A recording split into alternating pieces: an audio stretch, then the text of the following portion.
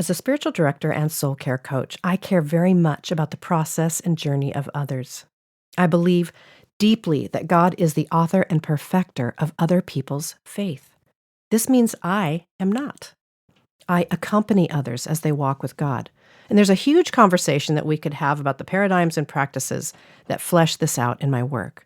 But today, I'd like to share a little bit about this dynamic by focusing on a small verse in First Thessalonians.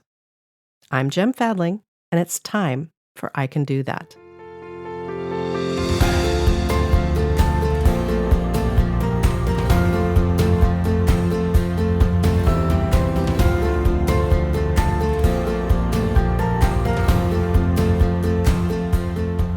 Let's begin by reading 1 Thessalonians 5:14. And we urge you, brothers and sisters, warn those who are idle and disruptive, encourage the disheartened, help the weak, be patient with everyone. Now, it would be easy to simply gloss over this, ignoring the relational nuances or turning it into some rigid formula for the control freak within us.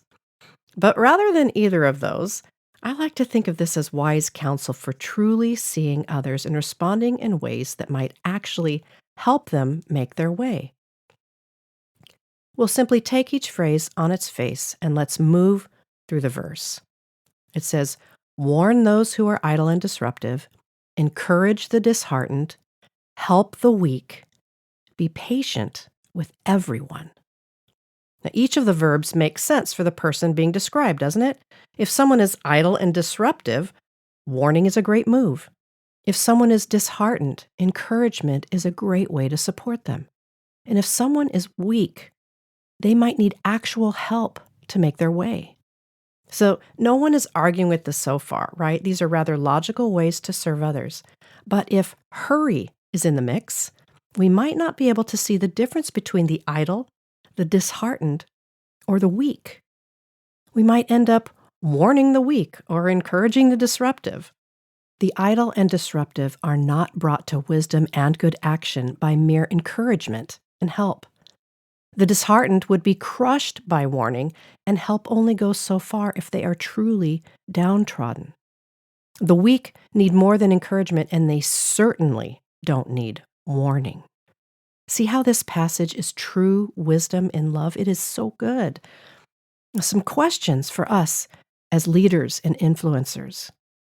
Am I the kind of person who takes the time to really see others and discern who they are and where they're coming from? Am I the kind of leader who would have the inner reserve to respond appropriately in love?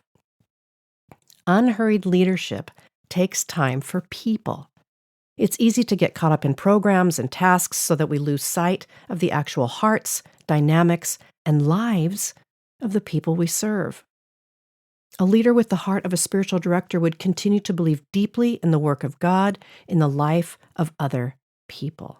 There would be honor and respect for the ongoing God-initiated process, and there would be openness to the guidance of the Spirit as to how to respond best in each circumstance. Notice how the verse ends. Be patient with everyone. I'd like to think this includes myself. Yes, be patient with everyone, no matter their situation, and be patient with myself as I continue to grow and learn as a person of influence.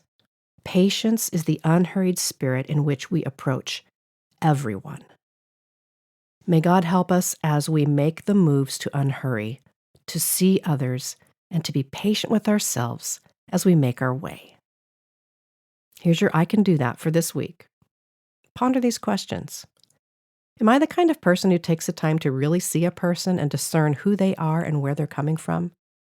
Am I the kind of leader who would have the inner reserve to respond appropriately in love?